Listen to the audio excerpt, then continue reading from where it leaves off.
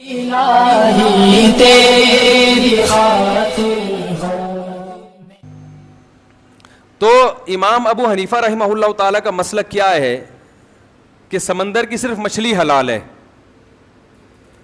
بعض حضرات کہتے ہیں کہ بس سمندر کی باقی چیزوں کے حرام ہونے کی کوئی دلیل نہیں ہے تو ہم باقیوں کو کیا کہیں گے, حلال کہیں گے. حالانکہ شریعت نے ایک ایک جانور کا نام لے کے کبھی نہیں بتایا کہ یہ بھی حرام یہ بھی حرام. جھینگے پر میرا ایک بیان ہو چکا ہے, میں ابھی دوبارہ ریپیٹ نہیں کروں گا. یہ بتانا مقصد ہے کہ سمندر کی ہر چیز کو اگر حلال کر دیا جائے تو سمندر میں ایسا ایسا گند نکلتا ہے کہ وہ انگریز بھی کھانا پسند نہیں کرے گا.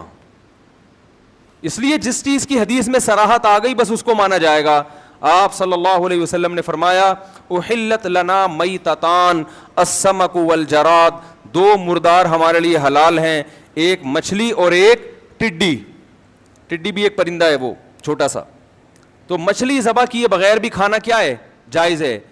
لیکن وہاں بھی امام ابو حنیفہ کا قول یہ ہے کہ اگر مچھلی اپنی موت مر جائے سمندر میں اور مرے ہوئے اتنا ٹائم گزر جائے کہ الٹی ہو کے سمندر کے اوپر تیرنا شروع کر دے, وہ اس کے کھانے کو جائز نہیں سمجھتے.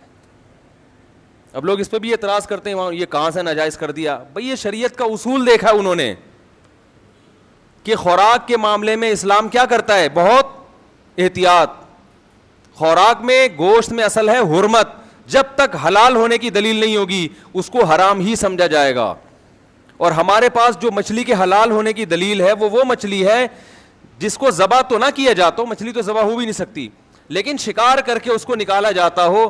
جو مچھلیاں سمندر کے اندر خود بخود مر جاتی ہیں اور مرے ہوئے ان کو ٹائم گزر جاتا ہے اور اس کی ایک علامت ہے کہ الٹی ہو کے اوپر آ جاتی ہیں, اس کے بارے میں احادیث کیا ہیں, خاموش ہیں. کیونکہ یہ چیز صحابہ کرام میں معروف نہیں تھی اس کا کھانا. بات آ رہی ہے سمجھ میں کہ نہیں آ رہی؟ تو جب معروف نہیں تھی تو شریعت اس بارے میں کیا ہے, خاموش ہے. اس کا حدیث میں ذکر ہی نہیں ملتا اس مچھلی کا. جب ذکر نہیں ملتا تو احتیاط کا تقاضا یہ ہے اور انسان کی تعظیم کا تقاضا یہ ہے کہ ایسی گری پڑی چیزوں کے کھانے کی انسان کو اجازت نہ دی.